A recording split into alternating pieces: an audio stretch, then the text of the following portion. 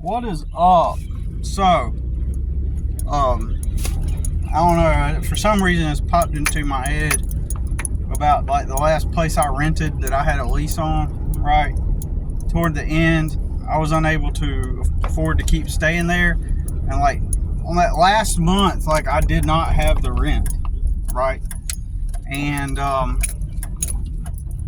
so I told the landlord I had to get out. And so she said, "Yeah, start moving your stuff out." And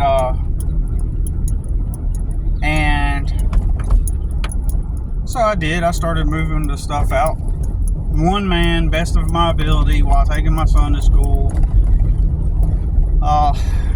At a poor person's pace. So what a lot of people don't comprehend is that there is normal people velocity and speed on how things happen, and then there's like poor people speed on how long it takes to do just sometimes just common normal things can take really long. And I'll give you a quick example of that. Like, if you're so poor you don't have a vehicle, like when the government fraudulently created a case on me, a single dad with a minor to take care of, they decided to still take my license anyway, despite my son living with me. When the government did that, I had to walk, which is extremely time consuming, or take the bus. Sometimes it might take 3 hours to go take care of a small little task that could have taken 20 minutes or 30 minutes.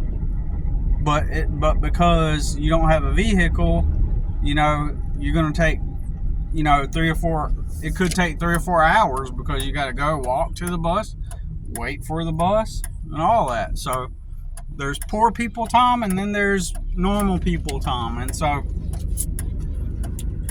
this is actually in response to Kirk, Metaphysical Truth in Games. So he asked the question, like, whenever I'm doing my business with my customers, when it's time, like I've rendered the service, like I've done the job, I've installed the plants, installed the flowers, I've put down mulch, I've spent 90 degree weather today, almost not 87 degrees, so I've done all that work, and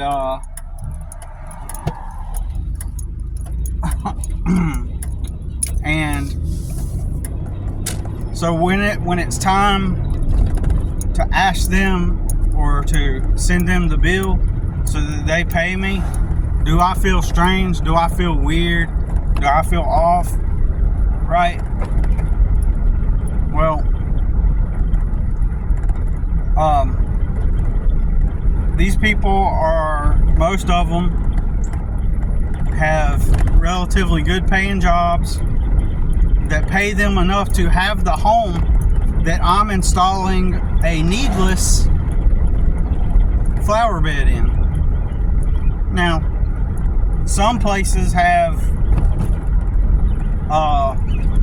HOA, and so they're required, per their agreement of purchasing a home there, to make the home look a certain way. So they have to get the landscaping done. But even then, even if it's just because they want to have a nice yard, that means they have expendable income. That means they've got extra money to work with, right? And they're just doing it just for extra. They've never went hungry. They've never been on the street. They've never had their government attack them. They've never been a social reject where their friends and family all just watch them flounder and suffocate and be outnumbered by the government, and until they're like left wandering the streets, and nobody even asks how you're doing. Man, nobody's even saying, I'm really not in a position to help. If I could, I really would. Instead, they're saying things like, I hope it gets better, I'm praying for you, and all that stuff. And so when I'm renting this house that at this point I can't afford, I'm moving the stuff out, but at the same time I also got to make money to live on and to feed ourselves, right? So I'm out in the country and working like 45 minutes away from where I stay, and that landlord sends me a text and she goes, oh, okay, so it's this, if it's going to be this way, then blank, insert blank, blank, blank, right? Because I didn't respond immediately to her text, she starts communicating with me in such a way that assumes that I'm not moving my stuff, in such a way that assumes I'm not, hurrying up so she can get me moved out and get the next tenant in. And I sent her a message back and I was like, chill out. I was way out in the country today and working and whatnot. And she is a geologist, so she got to live with mom and dad, all quaint and all life on easy mode, go to college, so like no sense of urgency. And you could say, well, how do you know that, Billy? How do you know? Because it's obvious. It doesn't take a genius to see that this girl, who is probably, I would assume, around 28, and I'm like 40, something like that, 43 or something, 42, whatever. This young girl, she's been handed a life that she gets to maintain. She didn't work hard to get that house. She didn't work hard to get to where she's at to become a geologist. Even if you tell me, oh, but Billy, college and university, you really got to study hard and put the work in. But did she ever go hungry? No. Did she ever have to live with, did she ever have to be on the streets? Was she ever at any threat? Was she ever a social reject? Did she ever have to get up and just work hard to actually have anything? No. But she's going to send me that text, and here I am. I know that I have objectively worked harder than her, and that's not some narcissistic rant. It's not some narcissistic, like, oh, I'm better than everybody else. No, objectively, I have worked harder than that bitch, that privileged little flat-chested bitch who lives life on easy mode, maintaining the life that she was given all on easy mode, right? And then she's talking to me that way, and that's the kind of way people treat you in society when you're at the bottom. You don't get all the friendly faces and the business dealings and the back and forth and, oh, well, thank you, okay, well, we'll see you next time. How's everything? Everything good? You don't get that as a poor person. You'll be working out here harder than your privileged peers who show up to work late on time, who half-ass shit at the job that they hate, and they have no ambition, but they'll go out and fucking get that dirt bike this weekend on credit with interest. And that's just normal, Billy. What do you have a problem with people having fun? It is objectively stupid to buy useless, meaningless things that are going to cost you more in the long run. But if you say anything about it, if you say anything about how stupid that is, then you're the weird one. You're stupid. Like, you just don't like to have fun. You're just mad because you don't make the money that we do, even though they can't afford any of the shit that they're getting. And it's objectively stupid. And by being aware of the stupidity, you can't even. By being merely aware of the stupidity, flower pot just fell out the back of my truck.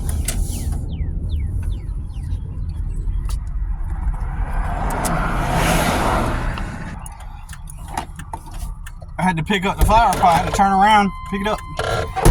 So, anyways, whew. Yeah, all of that's stupid, and so you can't even make friends.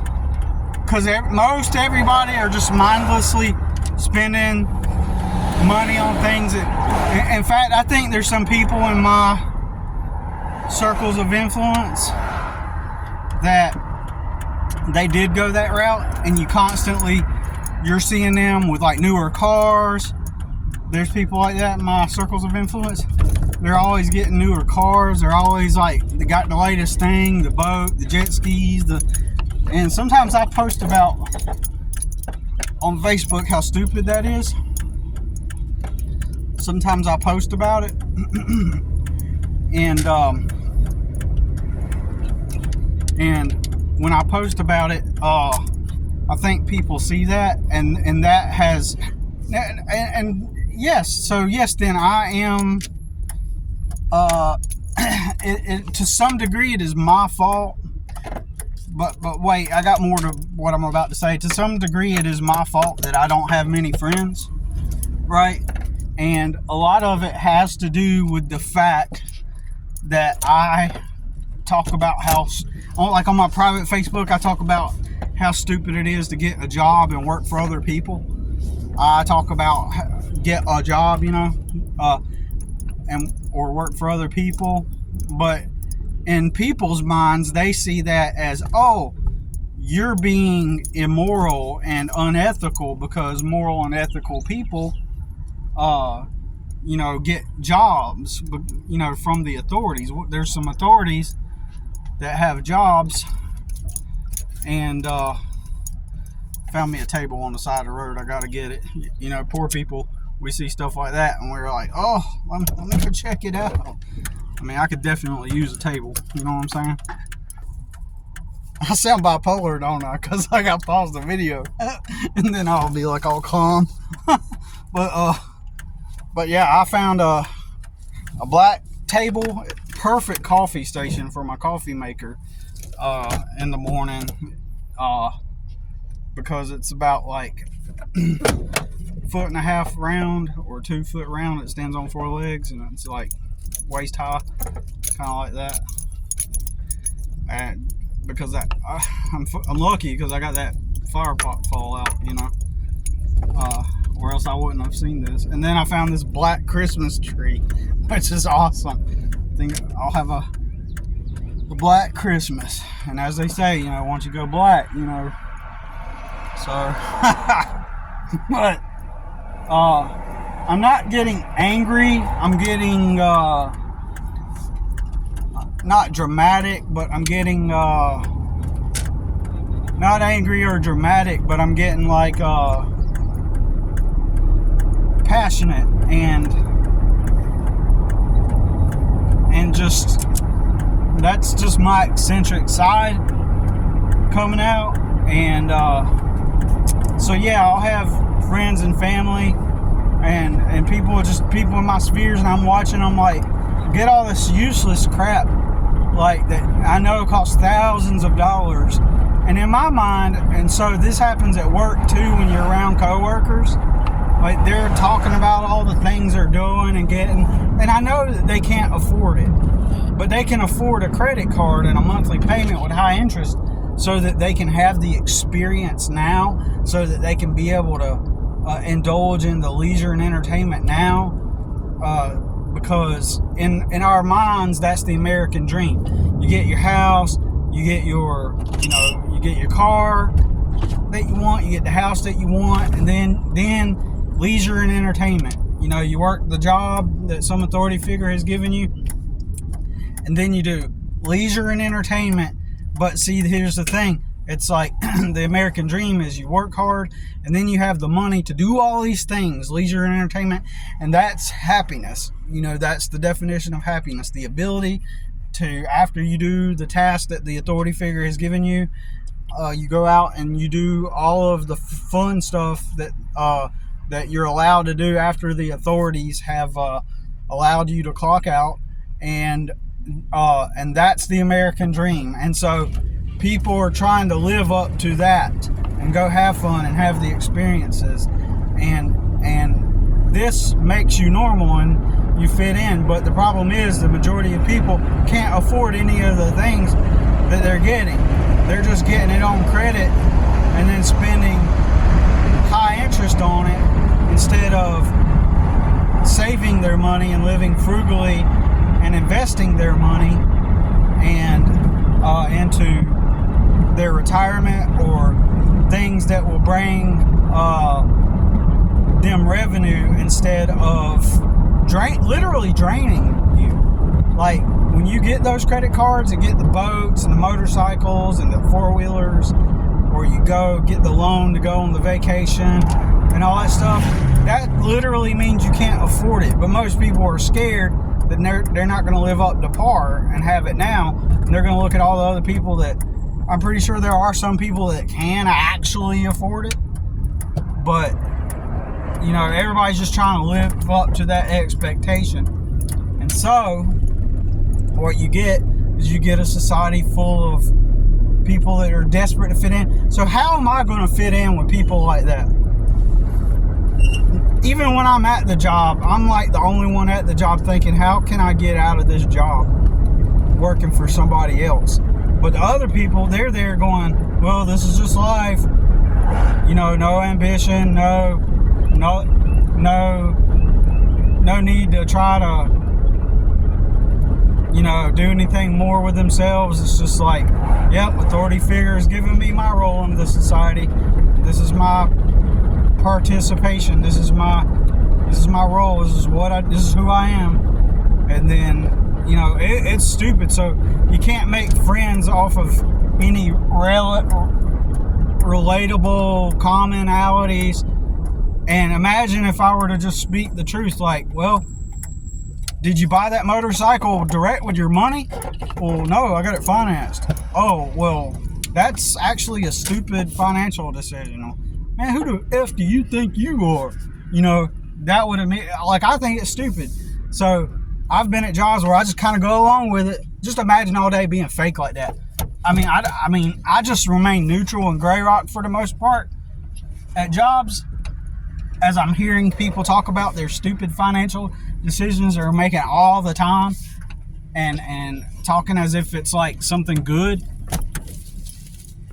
And so, yeah, a lot of these people, they've got life already made. So they've always had freedom, a sense of freedom, because they got to do things with their families and go on vacations and all that stuff.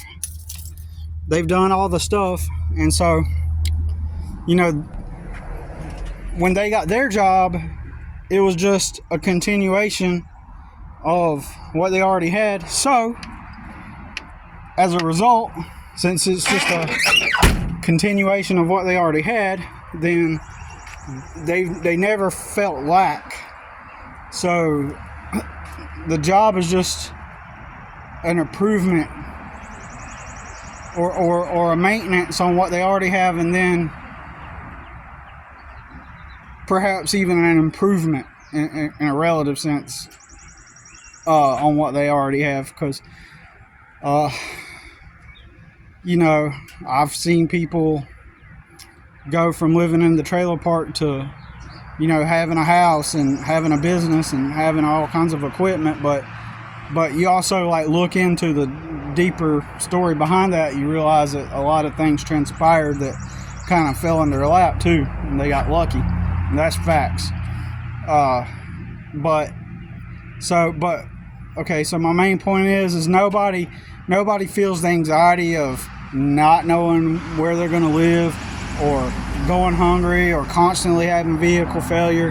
And you know, humans need a sense of thriving, and thriving comes with having milestones that you're working toward and goals. And if you're at a warehouse every single day just working, and your goal is to just have a place to live, but the money they pay you will never get you there, or wherever, warehouse, restaurant, retail store, movie theater, if that place does not give you enough money after you work, you show up on time, you do your work, you do it right, if it does not render a compensation that allows you to take that money and to purchase or rent a place where you can go to sleep at night and get a shower and have some food, right? If that place doesn't even do that, then what's going to happen? You're in a redundant cycle. Every week you're clocking in, clocking out, clocking in, clocking out. Your truck breaks down, you're paying for that. You're starting at zero over and over and over again. Just constant redundancy over and over and over again. So you're not going to get anywhere. So, this is how you become socially isolated. So even if I didn't talk shit about working at jobs to people I know, what would happen, and this has happened before I started talking shit about jobs, working for other people. Even before that, I just kind of like low-key didn't say anything for years, for over a decade and a half, maybe.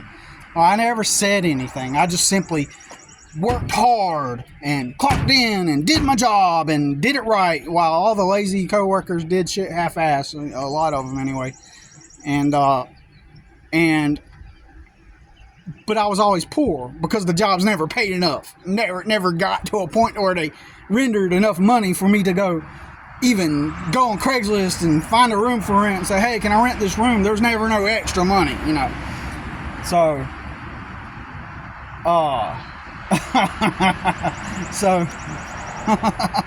get a good job so you can live your life. Get a good job so you can live your life, right?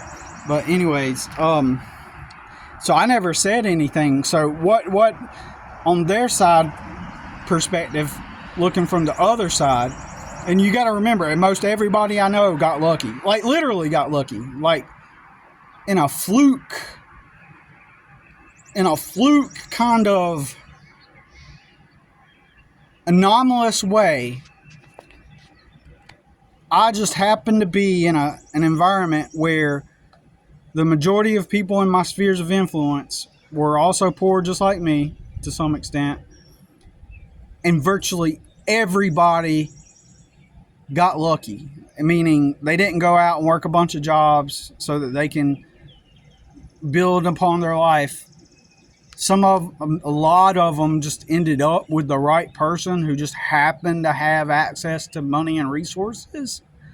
Or like in my brother's case, who was like a shithead that just never did anything except sit around and eat. And what would happen is occasionally he would borrow money from people to like buy a boat or a car. So he'd borrow $700,000 or maybe even more or less. And he would go from couch to different people's houses and just kind of hang out. And basically, you know how it works. They'll just go hang out for a few days, and then next thing you know, a few days becomes a week, and then the next thing you know, a few days becomes a month. And then sometimes my brother would find like the lowliest, like low IQ people that functioned just enough to work jobs, or they lived on like welfare and government assistance, and he would just crash on their couch. This one couple he lived with for probably over a year, like just living with them, no rent paid, no, just eating. So he would get the $700, for example, purchase a boat, sell it for, I don't know, $1,200, and now he's got $500. And what's he gonna do with that? He's just gonna eat. He's gonna eat and get fat, right? But he ends up going famous and having like the ability to come out of poverty just land in his lap. Other people I know, they just marry somebody that just so happens that their spouse has a business, or there's a business in the family. And you know, I have a buddy, he's a good guy, so this is not knocking him, but he gets to inherit the business. He gets to go from being a poor person to living for free with his fiance at her parents' house, and then working for their business, and then inherits the business. What are the odds that all around me, from a probability standpoint, and maybe this is more common than I realize, but what are the odds that most people all around me sort of ended up in places where it just happened to them, and they never followed the whole work hard, get a good job, and work hard. My sister married into a family where her husband, their family's already got money. They own acres and acres of property. They own farms. They got cows. They're all like you know, what are the odds? So, getting back to the question, and and like I said earlier in the video when I kind of got like wild there, that I'm not being angry, or angry at. I'm not coming at Kurt or Metaphysical Truths, and like I'm not coming at you. Like that's not what I was doing. But I'm just being, for lack of a better term, eccentric, I guess. I don't know how to explain it. I'm just being like passionate, I guess. And so when somebody hands me the money for me rendering their service, I don't give one single fuck. I'm gonna go do the job and they pay me. I have no issue with it, because I know that they're not gonna help me if I ever go into poverty. No one has ever helped me when I go into poverty. Everyone watched me flounder whenever I went through court proceedings, and nobody was willing to like help me get the things I needed to get on my feet. There were a few people a few times that they'll throw me little biscuits, throw me little bits of help, but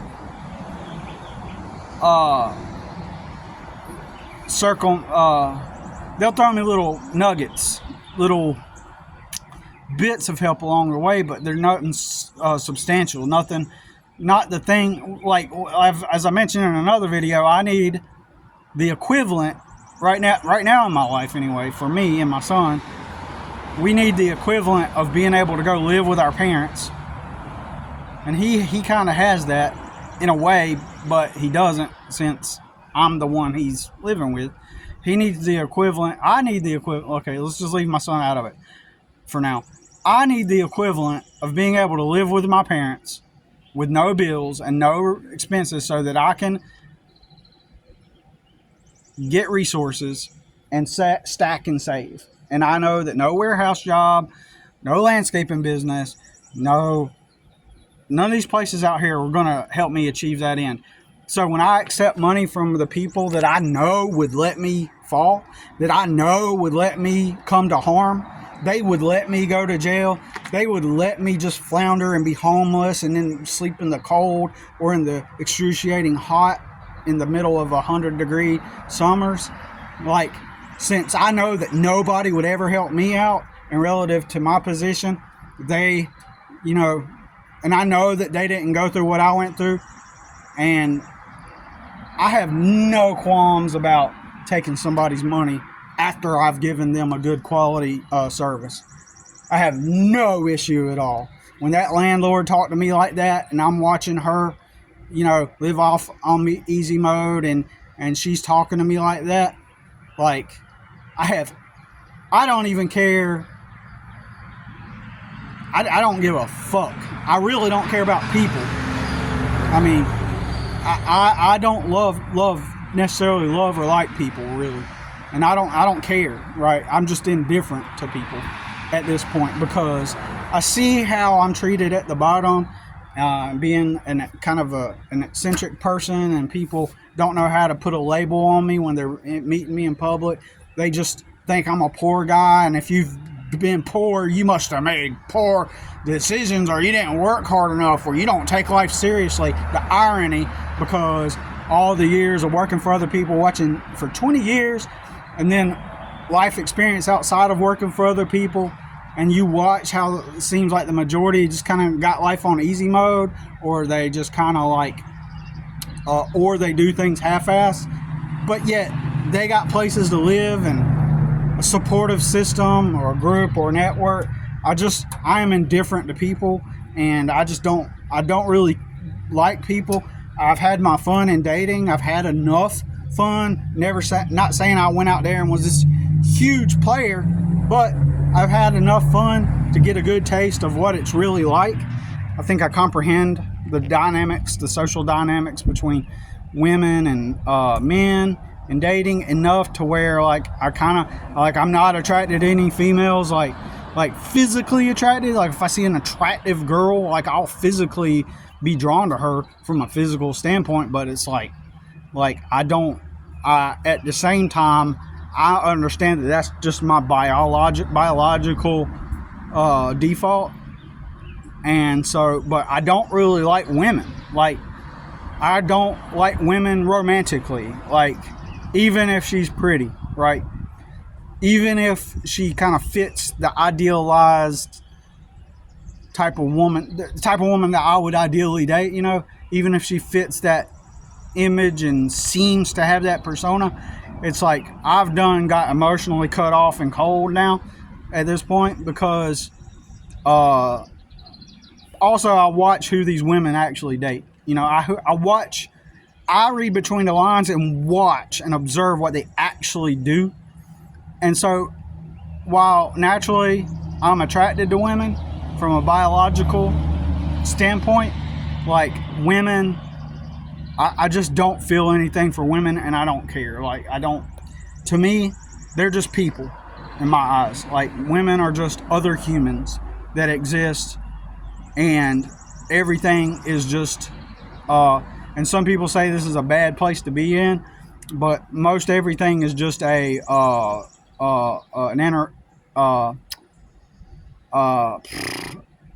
interaction, what's the word I'm looking for? Transactional. Most everything for me is just transactional. There's no human bond with people. There's no relatability, and it kind of unsettles me, or I don't want to say discourages me, but it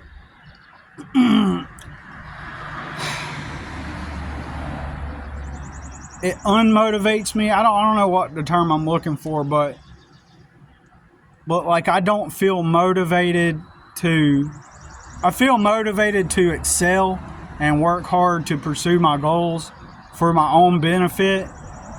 And just the thought that once I've made it and I finally arrive in some kind of tax bracket and I can have the ability to not have to wear faded old black t-shirts every day, right? And I can just wear things, and I'm in a relatively normal financial place, and I wear newer looking stuff that look good and clean, and I have a newer looking, clean looking vehicle. And once I appear normal and I'm finally at that level to where I will be naturally embraced and socially accepted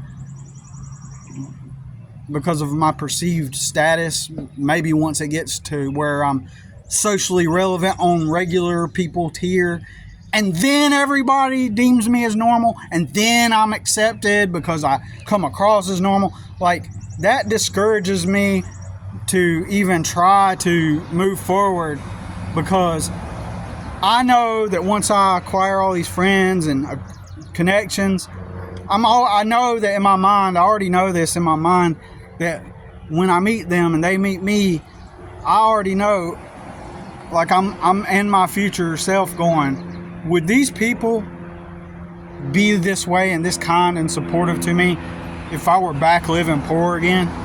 No, they wouldn't.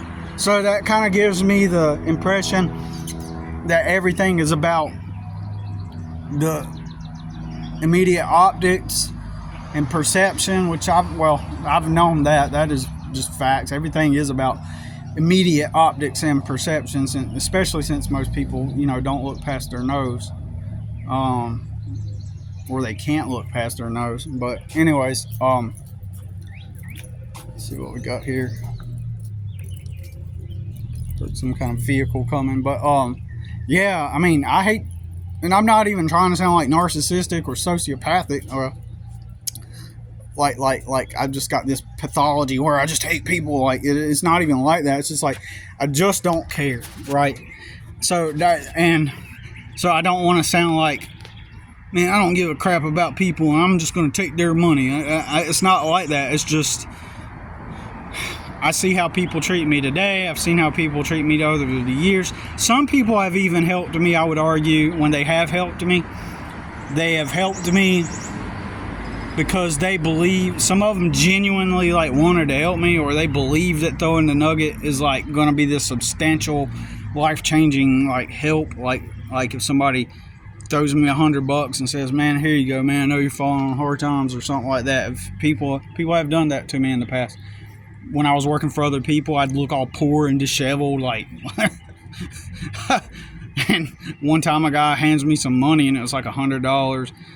He's like, "Man, just I know you're struggling, and so just wanted to help you out a little bit." Did I accept it? Of course I accepted it, because I needed it. But that $100 is gone. Like, it's being spent on truck repairs, food, whatever I needs. Because what happens also is you get behind on basic needs and stuff too. You always want to be a little bit one step ahead, because disaster is right around the corner. A truck breaking down, or maybe the one pair of pants you own, you don't know when they're going to just rip, and you want to make sure you have the money to cover that amount, in case your pants do rip, But I've just seen how indifferent people act toward me, and so like people, have good intentions at times, but also I would argue that some people have helped me just for their own selfish gratification, kind of similar to what, it's a similar thread or thing like Rudy talked about, where he was saying that guy from Walmart, he was looking like, "Man, what? You're going to charge me? Like, I just saved someone's life. Look at me." I just saved someone's life. I mean, I could at least get, I don't even have any money. I could at least get, some kind of accolades. I could at least get somebody to just tell me how great I am for saving somebody's life. So I believe just by me merely being in a poor status, a poor predisposition, it makes to where that draws in people like that. I become on the radar of people like that. I become someone, especially like Christian guys too, like Protestant Christian guys, like evangelistic types who believe in sharing the gospel and preaching the gospel to people and like trying to get them saved and trying to convert them.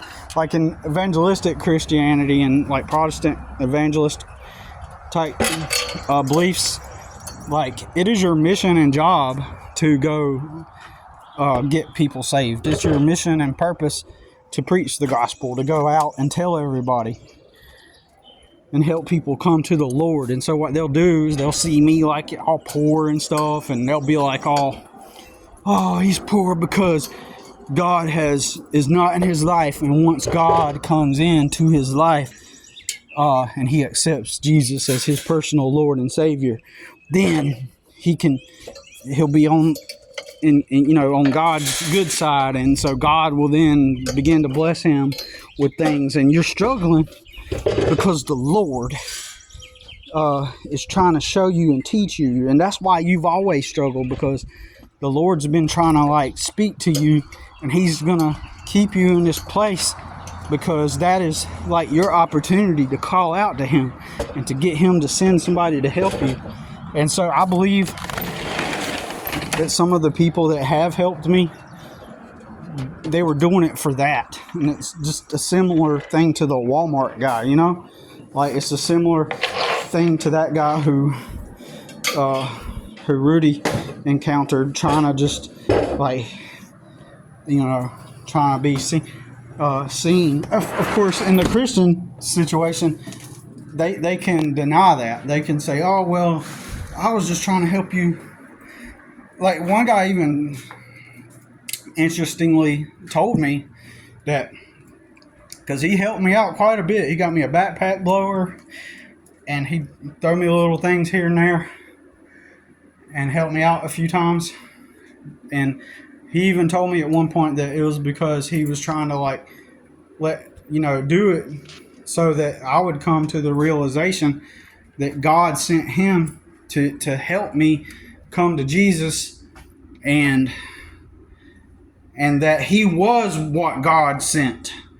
So that should be my proof that, I shouldn't have any doubt about Jesus, because God sent the help through him. And so therefore I need to acknowledge that. But here's the thing. He did help me out quite a good bit with chunks here and there, significant chunks. And even he loaned me my deposit on my apartment a couple years ago when I got it, and I paid it back to him, right? But all of these were just relative, like quantitatively, just if you're just doing the pure math, get emotions out of it and everything. If you're just doing pure math, even though he helped me, and I'm grateful for that, whatever his motive was, I'm still grateful for it. Even then, those were just little chunks, nothing substantial, just throwing me bits. And it wasn't what I fully needed to be able to kind of like integrate into transition into personal sustainability. Now, I know a lot of people, everybody's like, well, you can get into personal sustainability by getting a job at the warehouse where they're going to start you off at $17 an hour, and then you just save your money. And so it's here how abstract and ambiguous that is. It's not dissecting the money. It's not considering how much everything costs. It's not adding up the math. Well, how much would it cost? It's not considering the external variables and different variables that are context dependent in my situation. You'd have to show me the math. I'd have to tell you everything that I'm doing right now, today, how much money I have right now today. I'd have to, we'd have to figure out like how much could I rent a room for, or how much could I rent a place for. And I can't rent a place. My credit's bad, right? So I can't rent a place. Well, actually, yeah, my credit might be like no credit right now. Like it may not be that bad, but it may be more like I can't get stuff on credit, and I don't have a rental history. I don't have a consistent rental history. So technically, and people, that's a downside to being self-employed, because if you're sole proprietor, self-employed, then landlords, they don't look at you having a business as being sustainable. But if you worked for somebody else and he had a sole proprietor and he cut you a 1099, or if he gave you a W-2 and you did the job for him, then that would be, if it was a man that could hire an employee to work for him, then that would be acceptable. But if you are your own man and making money yourself, then the landlords are going to frown upon that, unless you have it set up to where you are the employee of your company. And you technically, you could say, well, I work for, Allie's Landscaping, right? I work for Allie's Landscaping, and you could just tell them that. And then, I'm not saying you should do this, but you could say, you could get your buddy to be the manager and have the landlord call him up and say, hey, how's Billy as an employee? Oh, he's a great employee, but really it's your business, right? Technically you could, I don't know if that would be considered fraud, so I'm not giving advice. So I'm not saying you should or could do that, but I'm just saying, my main point is, if you're self-employed, you're perceived as, you're this outlier, you don't make money and all that stuff, which is kind of true in my case.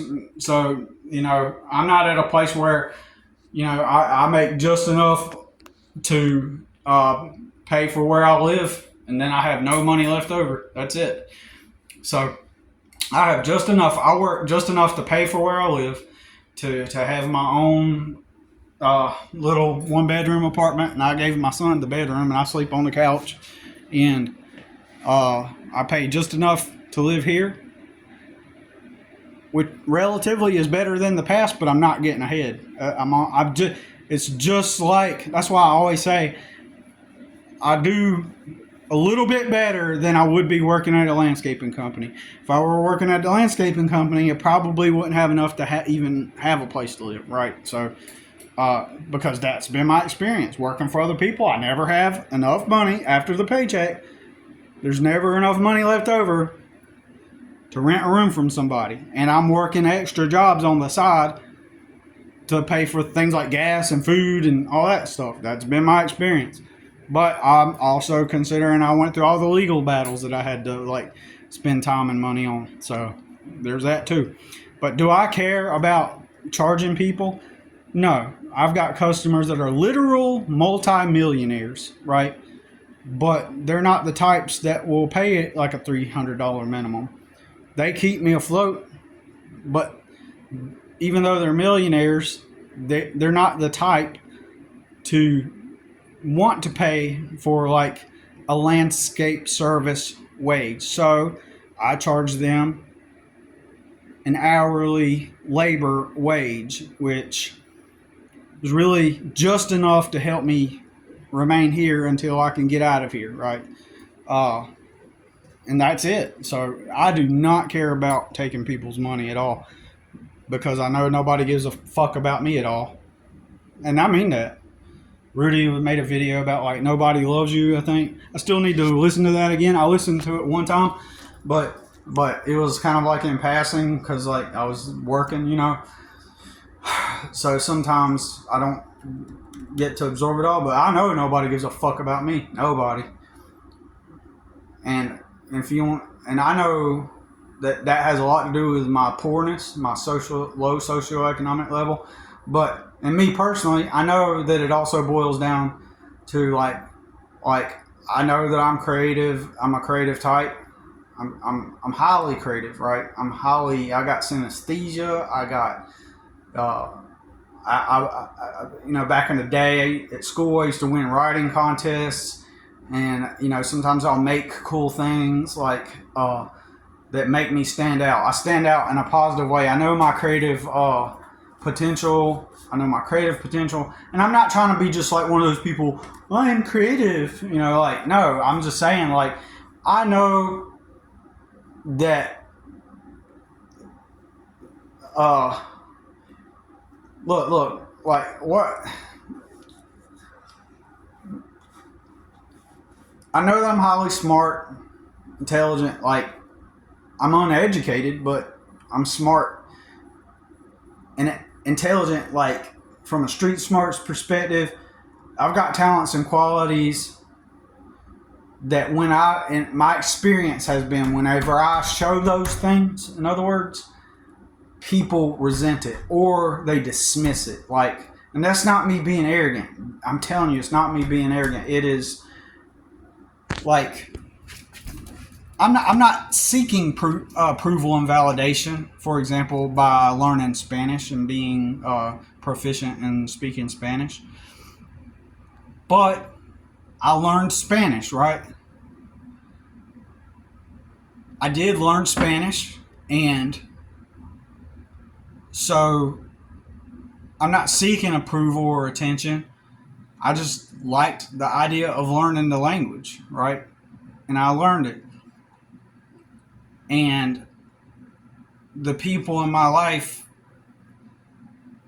that's an uncommon thing. Most people don't learn a second language on their own, right? But people, while I'm not looking for their approval or for them to go, oh, you're so awesome, look, you learned Spanish. I'm not looking for that. At the same time, people will act like it's no big deal. If that makes sense, they'll just dismiss it like, oh, okay.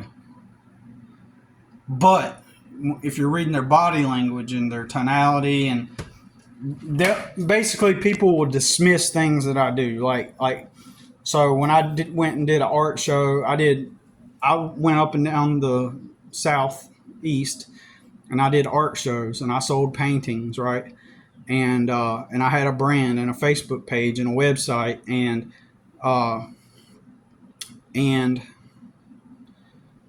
I wish I had better words to explain this without looking arrogant and like I'm like self-absorbed, but it's not the point. The point is that like I went up and down the East Coast and like I did a world-renowned art show. Most of this was within the span of a few months, and I sold 39 paintings, right? And so when I'm visibly seen doing these things, like people don't support me and they begin to distance themselves to me. They don't ask me like so if I meet up with an old friend and I say, hey, what you been doing? What's it been up to lately? What you got going on? And and then I'll ask them questions, and then and they'll tell me the things that they've been doing and stuff like that. And then they won't ask me how I am. Like they've seen me like going around selling these paintings and stuff, and they'll just kind of casually dismiss it, or it's like, I don't know, you got to be street smart and read people too. So it's like you can tell anybody that is self-assured and self-confident knows what I'm talking about, that is good at like doing things, like maybe you got some kind of special talent or gift that you have shown people that you've had, or you live it, you just live it, you're not trying to impress people and you're just living it. You can tell when people are basically kind of like resentful, or they want to like dismiss what you're doing as if it's nothing special, right? They'll just act like it's nothing special. On a micro scale, if you're around, for example, like a grumpy, disgruntled warehouse manager, right? They don't like their life and they're at their warehouse, but they make a lot of money. And, and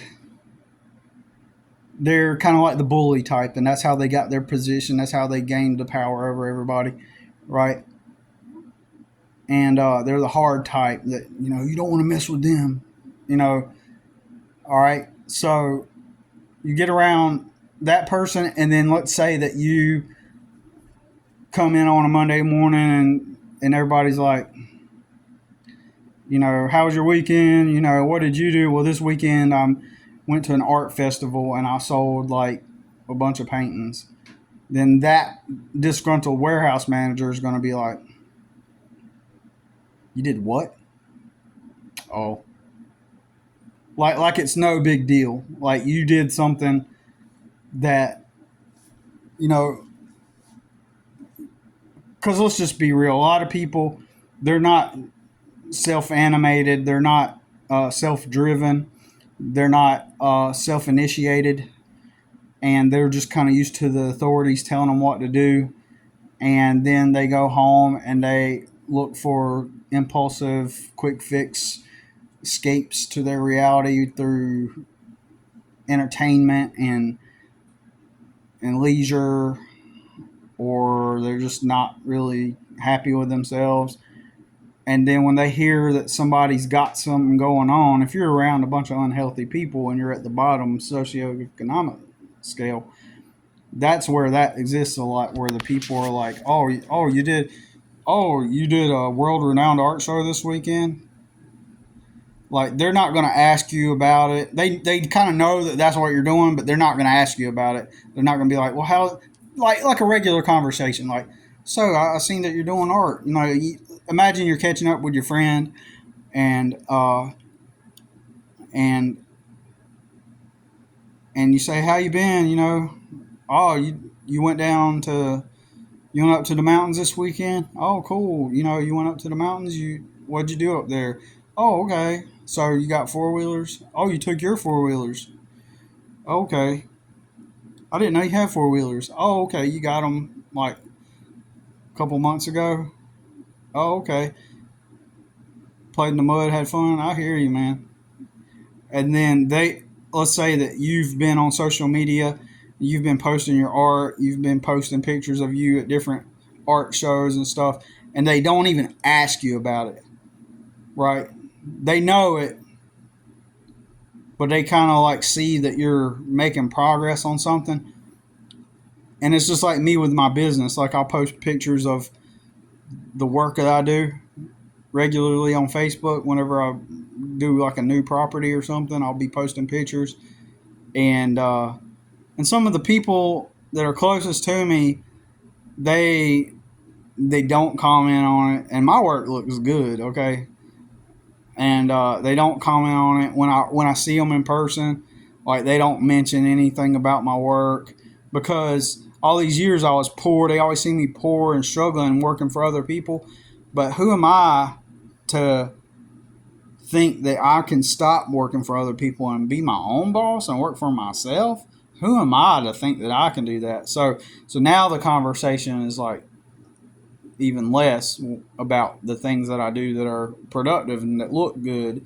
Like, if it appears that I'm making some kind of progress, there's just low key like pushing me away. And then over the years, because I've been doing this since 2016, right? Like, I've been doing this landscaping, working for myself for since 2016. Now, I have secretly worked for other people intermittently, like, or on occasion. There's been times where I've worked for other people, maybe like 3 times where I've worked for other people during that time, like kind of like part-time stuff, or um but for the most part, people perceive that that that I'm out here working for myself, generating my own business. And since then, that's when I've gotten a lot of people drop off, or they let's just be real, people don't want to see you succeed. If you're already at the bottom, you have a place in their heart. They need to have a poor person around to feel better up against, right? And that's what it all boils down to. And so that's another reason why I've gotten less and less, support, and and any kind of, like, it was one thing to be poor Billy, like, who can't get his shit together, when in reality it's just the jobs didn't pay enough. It's one thing for them to experience the Schadenfreude of watching me just flounder as a poor person working my jobs, right? That was good. Just, oh man, he's in the perfect spot. Anytime I feel bad, I could just think of Billy, and then, but then if that low life decides he's got balls, and he's going to up and quit, and he's going to start working for himself, then he can't do that. So we got to like distance ourselves even more. So anyways, yeah, I don't care about, I don't, yeah, I just wanted to reply on that. I've been listening to the videos as much as I can, but I wanted to at least reply to that for now. Like, if I go do a service for somebody, like, is the owner of Longhorn Steakhouse or Texas Roadhouse, when they sell the food at their restaurant to the customers that come in to eat, does the owner of Texas Roadhouse feel strange for accepting their payment? Like, because food should be free, and so therefore, sorry, I got a text from a customer. Since everyone should eat food, should the owner of Texas Roadhouse or Applebee's or McDonald's, should they feel weird or strange when people pay them the money? I mean, they don't care. Like, I just don't care, since nobody really cares about me. Like, let's just be fucking real. Nobody cares about me. I care about me. I'm just going to keep striving to move ahead, move forward. Nobody gives a fuck about me. If they did, the physical, material manifestation of that would be present if I was cared about. Nobody gives a fuck about me at all. So I don't care. I just don't care. I will render a service and take the money in exchange. So that's my long answer. But I just wanted to, I meant to make this a short video, but it ended up being really long as usual. But anyways, yep. I only got one small job to do today. It's going to take a couple hours, 2 or 3 hours. And then I got this property though, so technically I got more than one job. I can spend the rest of the day working on this property for real, but I got my house I need to still straighten up a little bit too. As you can see, I got some clutter, and I got put that new table in. I got to wash it off now, and I'm trying to. I got a pile. I don't want to show it to you, but I got just a pile of stuff. Like I know where it is, but it's just a pile of stuff. I don't have shelves, but I don't have extra money to go like get shelves and stuff. But anyways, um, um, one day at a time. All right. Talk to you soon. Peace.